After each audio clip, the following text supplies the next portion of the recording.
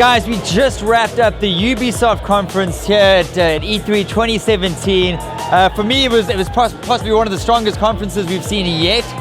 There's a lot to talk about. Plenty of games were on show, so let's do that right now. Let's kick it off with David. He's going to tell us his highs, his lows. So why don't you take us off, David? Well, let's get the low out the way, like right away, okay?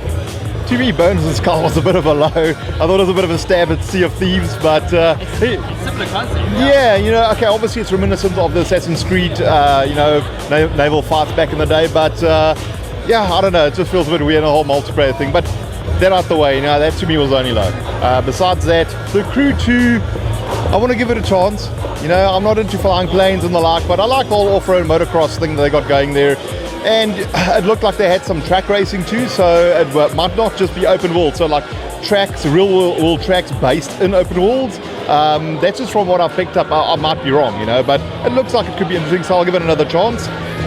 But Assassin's Creed, and I did tweet it out to my followers to tell them that what they saw, that was pretty much what you see in the game. That game, I saw it this morning running, and we'll play it later this week. But so no smoke and mirrors with the gameplay. Mirrors, dude. But yeah, no, I mean, what I saw looked absolutely beautiful, and it just looks like it plays pretty well.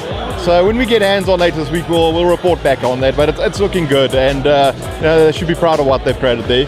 And then obviously for me personally, the big deal is Beyond Good and Evil 2. It freaking took forever. I don't think anyone saw that coming. Yeah, no, and it's a huge deal for fans. It was a very unique game, and as everyone saw, if you've never played it before, it's got a very specific style and artistic style to it, So yeah, I'm just very keen to get going with that, and it was just like a little intro now. We'll get to know more about it in the coming years, months or so to speak. I think we'll see it maybe towards the end of next year, hopefully. But it looks like it's still really early in development. But yeah, hopefully end of next year. Otherwise, probably 2019 for that game. Yeah, no, that's definitely late 2018 or 2019, as you say, no doubt.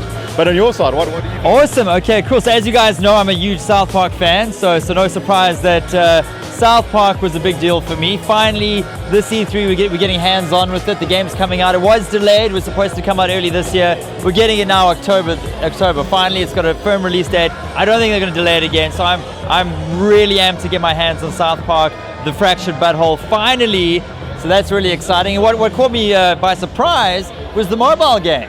Yeah, I think I didn't see that coming at all. I think it's called the Destroyer of Phones. Yeah. If I'm right. Yeah, and basically it's like it's a cool mobile game with within the South Park universe, and it's got all the witty South Park humor you would expect. So I'm really excited for that. But for me personally, the number one thing to take away from the Ubisoft conference has to be Far Cry 5. Must be. It looks really, really good. This, I won't get too personal with it, but there's a specific reason I really love the theme.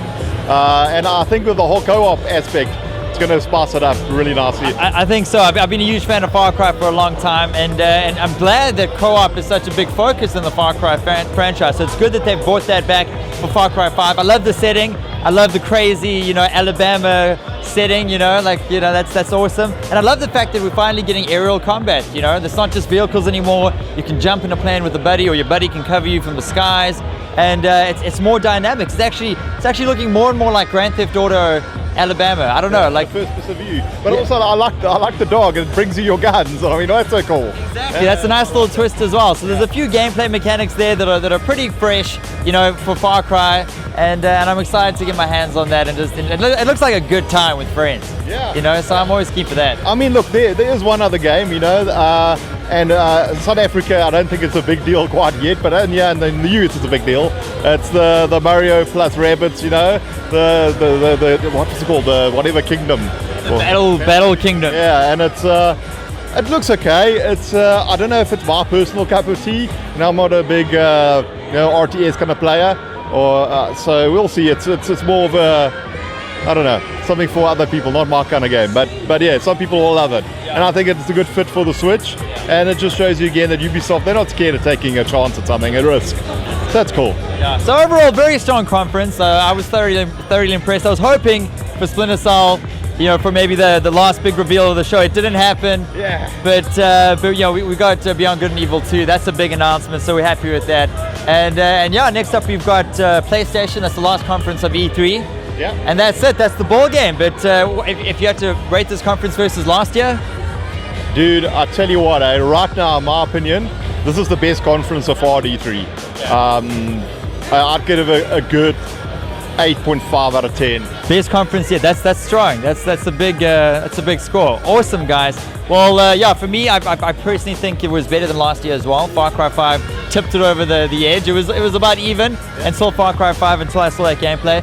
So yeah, we're gonna wrap this up and we're gonna see you guys at the PlayStation conference in just a couple hours. See you sweet.